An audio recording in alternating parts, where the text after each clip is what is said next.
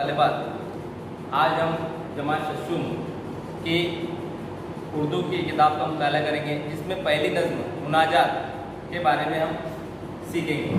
सबसे पहले बच्चों, आप उर्दू की इस किताब का मुताला कीजिएगा, जिसमें आपको नज़र आ रखे इस तरह शशुम जमात की किताब है, उसका सरे वर्क ये है। और इसके बाद हम फहरिस्त देखेंगे कि इसमें कितने असबाब दिए हुए और कितनी इकाइयाँ दी हुई है, जिसमें 11 नज़्म हैं और 14 असबाब हैं। बच्चों ये ध्यान दीजिए कि उर्दू किताब या उर्दू मज़मून में जो है तो उर्दू किताब के 2 हिस्से होते हैं। कैसे? पहला हिस्सा नज़्म, दूसरा हिस्सा नस्र।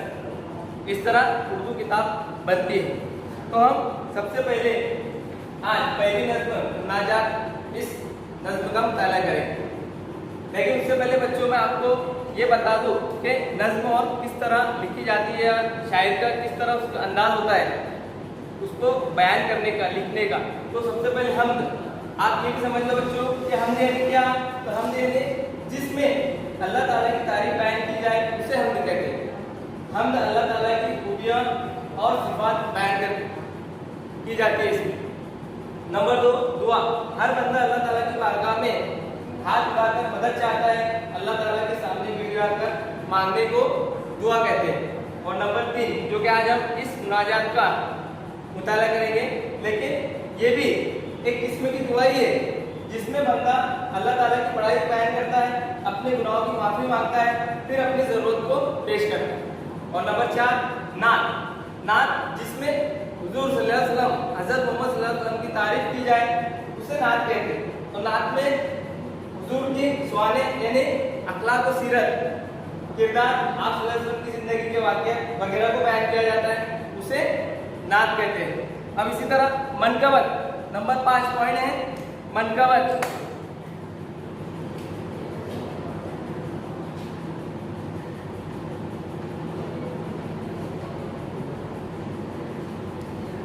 मनकबत में आप सल्लल्लाहु अलैहि वसल्लम के रिश्तेदार,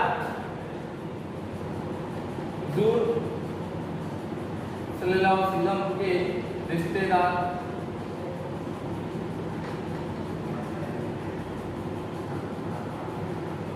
अकारीब, सहाबा इकराम,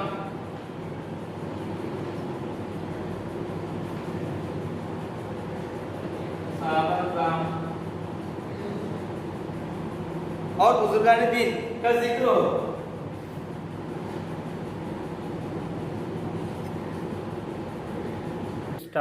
सहाबा इकराम और बुजुर्गान दीन का जिक्र हो, उसे मनकबत कहा जाता है। समझ में आया बच्चों? तो ये आपको याद रखना है। अब लेकिन आज हमारा जो मौजू है, जो उन्वान है, वो मुनाजात है। तो मुनाजात हमने इसकी तारीफ पे आपको बताया मैंने अभी कि ये भी एक किस्म की दुआ है, जिसमें जो है तो बंदा अल्लाह ताला की बड़ाई बयान करता है, फिर उसके गुनाहों की माफी मांगता है और फिर उसकी जरूरत को पेश करता है। अब मैं आपको मुनाजात ये नज़्म पढ़कर बताऊंगा। परवरदिगार आलम, सबसे बुजुर्ग बरतर, दोनों जहां में तेरा कोई नहीं है हमसर। हाजत रवा तू ही रब्बे करीम, सबका कमजोर या कभी हो, सबको तेरा सहारा। हर जर्रे पर रवा है दुनिया में हुक्म तेरा, बंदे सभी है तेरे, आला हो या कि अदना। दे जिसको चाहे इज्जत, दे जिसको चाहे जिल्लत, अर्जल को कर दे अफजल, तेरा ही दस्ते कुदरत। कमजोर को तवाना तू चाहे बना दे, मुर्दे को एकदम में तू चाहे जिला दे। मायूसियों को दिल से तू ही मिटाने वाला, टूटे हुए दिलों की ढाढ़स बनाने वाला। उफ्तादा को उठाकर तूने खड़ा किया है, मुर्दा खेतियों को तूने हरा किया है। गर्दाब में से कश्ती तूने निकाल दी है, आफत न टल सके जो वो तूने टाल दी है। निकबत को दूर कर दे रब्बे उला हमारी, अजमत जो खो चुके हैं फिर दे जनाबे बारी। फज़्ल व करम है तेरा दुनिया में आम सब पर, तू मुझ गरीब पर भी एक लुत्फ की नजर कर। समझ में आया बच्चों? आपको इस किताब में मुनाजात दी हुई है, आपके पास किताब है, आप देखो उसमें।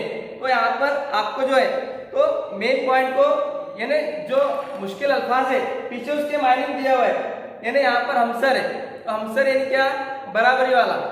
तो इसी तरह आपको जो अल्फाज नहीं समझ में आए तो आप पीछे उसके अल्फाज मायने देख सकते हैं और फिर किताब की मदद से आप उसके अल्फाज मायने लिखकर और नीचे दिए गए सवालात को अपने अंदाज में किताब की मदद से आप लिख सकते हैं। ठीक है बच्चों, आज के लिए इतना काफी। अगले वीडियो में हम जो है तो सबक नंबर 2 का मुताला करेंगे, हज़रत उमर फारूक रज़ियल्लाहु ताला अन्हु। ठीक।